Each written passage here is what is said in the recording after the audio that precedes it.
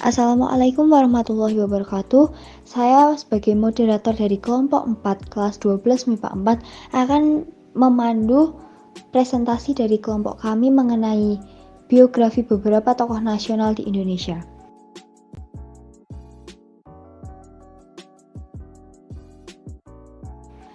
Sebelumnya perkenankanlah kami untuk memperkenalkan anggota dari kelompok 4. Yang pertama, Ani Junita Presensi 5 yang akan membacakan slide Sri Sultan Hamengkubuwono IX. Yang kedua, Azizah Nuraini Presensi 7 yang akan membacakan Frans Kaisepo dan Silah Papare. Yang ketiga, Naila Halida Presensi 20 yang akan membacakan Martin Inde dan Opuda Ingrisaju. Yang keempat, Saadatun-Nisa Presensi 27 yang akan membacakan Sultan Kasim II dan Ismail Marzuki. Tokoh pahlawan nasional Indonesia di Papua.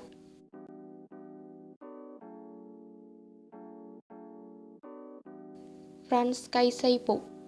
Frans Kaisepo lahir di Wardo, Biak, Papua pada 10 Oktober 1921. Beliau adalah seorang politikus Papua dan nasionalis Indonesia yang menjabat sebagai Gubernur Provinsi Papua yang keempat. Beliau dinyatakan sebagai pahlawan nasional Indonesia karena jasanya yang telah mempersatukan Irian Barat dengan Indonesia. Frans Kaisepo juga salah seorang tokoh yang mempopulerkan lagu Indonesia Raya di Papua saat menjelang Indonesia Merdeka. Ia juga turut berperan dalam pendirian Partai Indonesia Merdeka atau PIM pada 10 Mei 1946.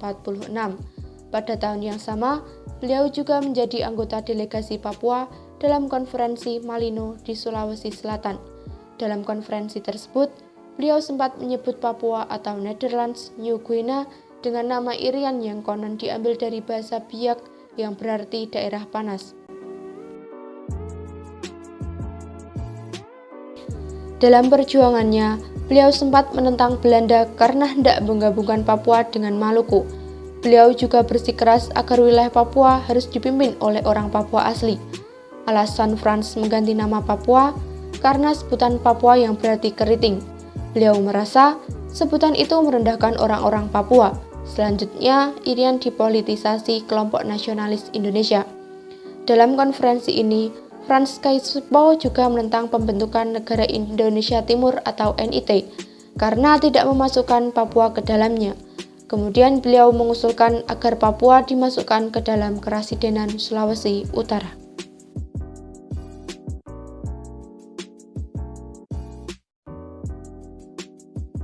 Tokoh pahlawan nasional di Papua selanjutnya yaitu Silas Papare.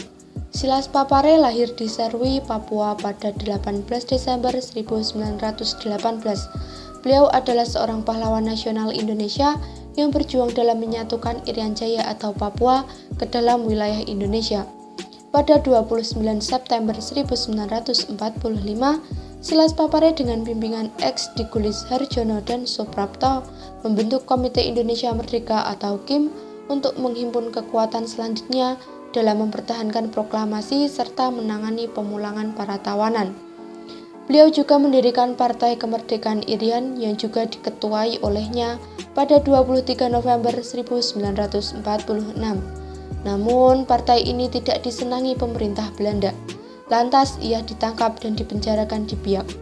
Saat menjalani masa tahanan, ia berkenalan dengan Dr. Sam Ratulangi, Gubernur Sulawesi yang juga diasingkan. Pertemuannya membuat mereka yakin bahwa Papua harus bebas dan bergabung dengan Republik Indonesia. Karena itu, kemudian ia mendirikan Partai Kemerdekaan Indonesia Irian atau PKII. Ia menanggung akibat untuk ditangkap dan dipenjarakan kembali di Biak. Namun ia berhasil melarikan diri menuju Yogyakarta. Pada bulan Oktober 1949, ia mendirikan Badan Perjuangan Irian di Yogyakarta untuk membantu memasukkan wilayah Irian Barat ke dalam wilayah Republik Indonesia. Namun ia ditangkap dan dipenjarakan kembali. Kemudian pada tahun 1951, Silas Papare membentuk Kompi Irian 17 di Markas Besar Angkatan Darat untuk mendukung politik pemerintah di forum internasional untuk pengembalian Irian Barat ke pangkuan Republik Indonesia. Guna mengenang jasanya, Nama Silas Papare diabadikan sebagai salah satu kapal selam perang, yakni KRI Silas Papare.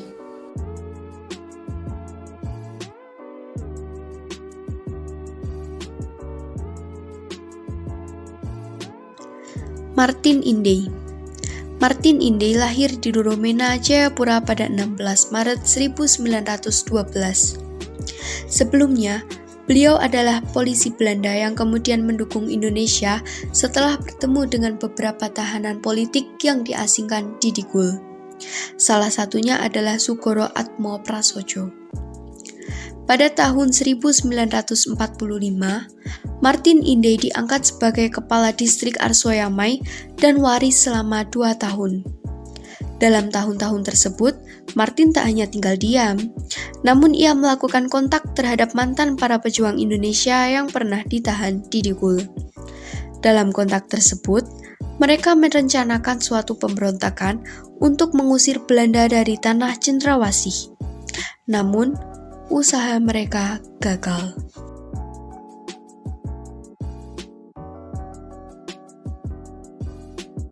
Ia merangkap menjadi kepala distrik Arsoyamai dan waris. Pada tahun 1946, Martin bergabung dengan Komite Indonesia Merdeka atau KIM, yang dikenal dengan Partai Indonesia Merdeka atau PIM. Saat menjabat sebagai ketua, ia dan beberapa kepala suku di Papua menyampaikan protesnya terhadap pemerintahan Belanda yang berencana memisahkan wilayah Irian Barat dari wilayah Kesatuan Indonesia. Pada tahun 1962, Martin bergerilya untuk menyelamatkan anggota RPKAD di Papua selama masa Trikomando Rakyat atau Trikora. Di tahun yang sama, ia menyampaikan piagam kota baru tentang keinginan Papua untuk tetap setia pada wilayah Kesatuan Indonesia.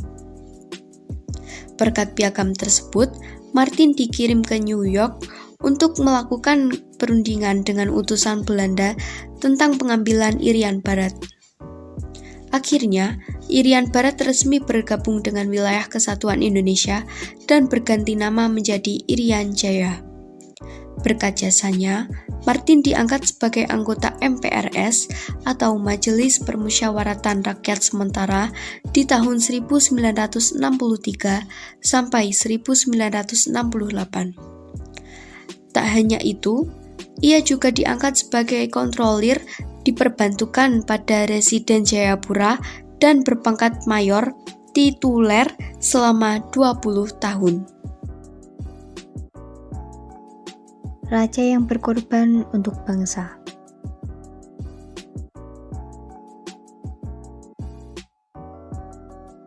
Sultan Hamengkubuwono IX. Sri Sultan Hamengkubuwono IX terlahir dengan nama Bendoro Raden Mas Doro Jatun Tingasem. Beliau adalah putra dari Hamengkubuwono VIII dan Raden Ajeng Kustilah. Ia lahir di Yogyakarta, Hindia Belanda 12 April 1912 dan meninggal di Washington DC, Amerika Serikat 2 Oktober 1988. Beliau memiliki 5 istri dan dikaruniai 15 putra dan 7 putri. Sejak kecil, beliau aktif mengikuti berbagai organisasi. Sebagai keturunan langsung dari Sultan, ia diangkat menjadi Raja Kesultanan Yogyakarta ke-9 mulai 18 Maret 1940. Di bawah pimpinan Hamengkubuwono IX inilah Yogyakarta banyak mengalami perubahan. Ia sangat berani menentang kaum penjajah dan bersemangat memperjuangkan nasib rakyat Yogyakarta agar segera meraih otonomi sendiri.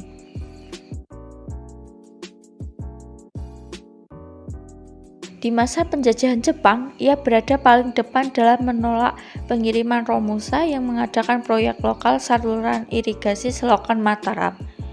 Ia lantas mendorong pemerintah RI agar bisa merdeka dan memberi status istimewa bagi Yogyakarta.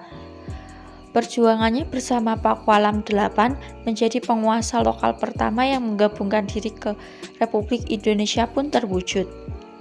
Ia diangkat menjadi Gubernur Daerah Istimewa Yogyakarta pertama oleh Presiden Soekarno tepat di hari proklamasi pada 17 Agustus 1945. mulai 2 Oktober 1946 sampai 27 Juni 1947, Hamengkubuwono IX dipercaya untuk menjabat sebagai Menteri Negara.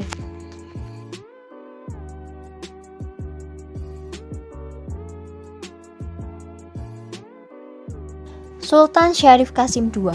Sultan Syarif Qasim II lahir di Siak Sri Indrapura, Riau pada 1 Desember 1893. Ia dinobatkan menjadi pengganti ayahnya yaitu Sultan Syarif Qasim I pada tahun 1915. Sebenarnya ia bukanlah putra yang tertua, namun saudara-saudaranya yaitu Tengku Muda dan Tengku Bagus melakukan perlawanan kepada Belanda sehingga mereka ditangkap dan diasingkan oleh Belanda ke Bengkalis, Riau. Di bawah kepemimpinan Sultan Syarif Qasim II, Siak menjadi ancaman bagi pemerintahan Hindia Belanda. Hal tersebut dikarenakan ia secara terang-terangan menunjukkan penentangannya terhadap penjajahan. Dengan lantangnya, Sultan Syarif Qasim II menolak Sri Ratu Belanda sebagai pemimpin tertinggi para raja Sultan Boneka di Kepulauan Nusantara termasuk Siak.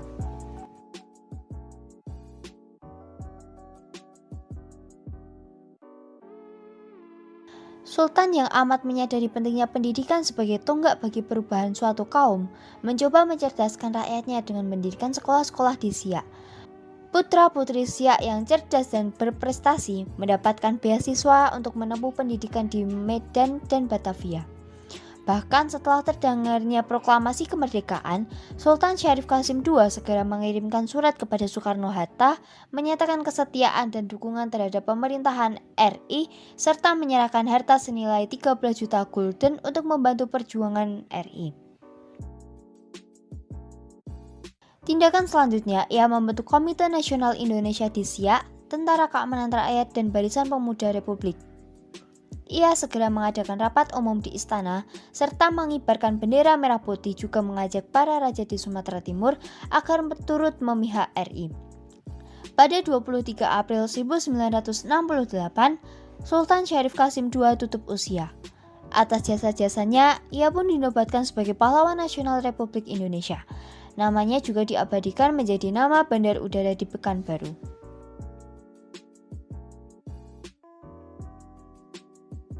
Tokoh pahlawan nasional dengan seni dan sastra.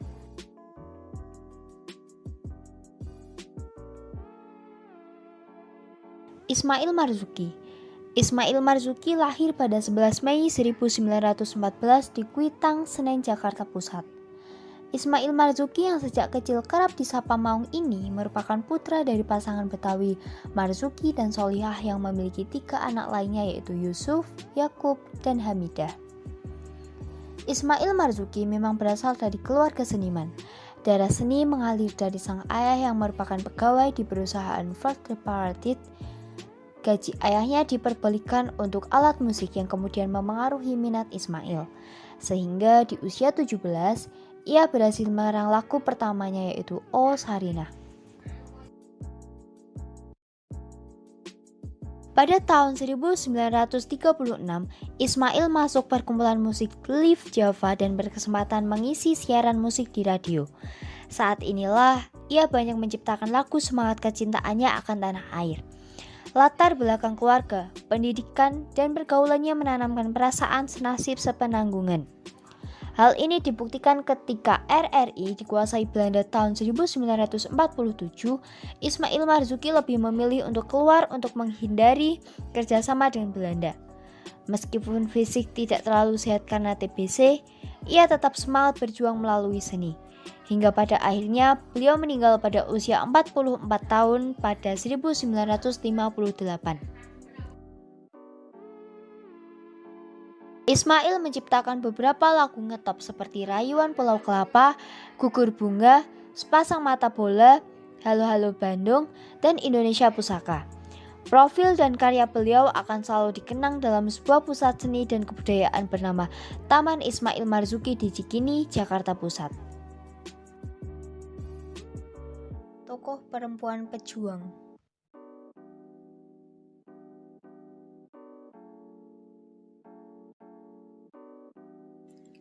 Opu Daeng Risaju. Opu Daeng Risaju memiliki nama kecil Famajah. Beliau adalah seorang tokoh pejuang perempuan pelopor gerakan Partai Serikat Islam yang lahir di Palopo pada tahun 1880. Nama Opu menunjukkan gelar kebangsawanan di Kerajaan Luwu. Usut punya usut, Opu adalah seorang yang buta huruf. Meski begitu, beliau banyak belajar tentang Al-Quran, fikih, nahwu, dan balaghah. Beliau memulai karir awal organisasi politik tahun 1927 dengan menjadi anggota aktif Partai Serikat Islam.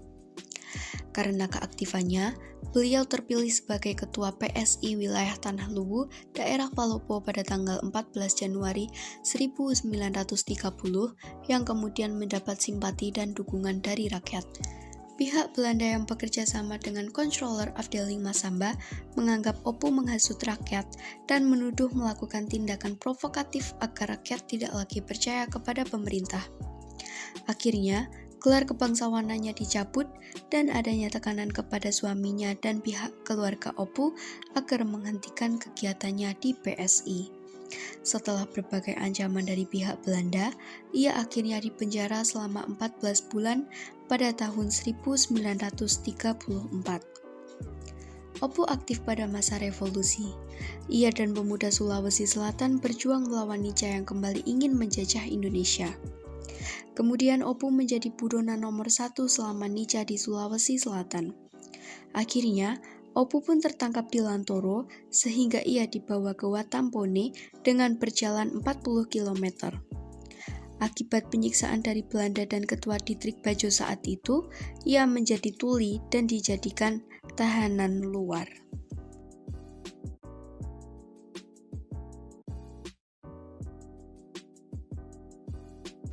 Terima kasih. Sekian dari kelompok kami.